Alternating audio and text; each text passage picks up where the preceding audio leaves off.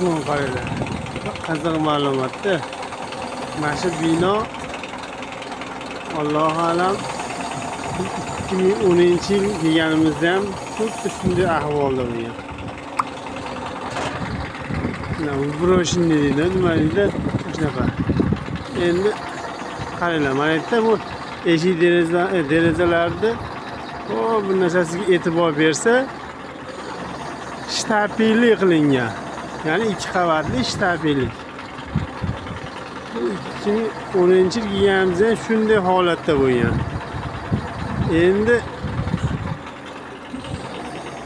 bu holatga kelguncha bet qancha ishlagan yana. To'g'rimi? Mana hozir 2026-yil bo'lsa,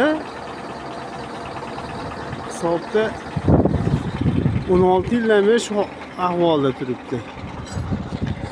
Endi bitta faktda, endi bunaqa ahvolga kelguncha qancha ishlagan yana. Nima deb o'ylaysizlar?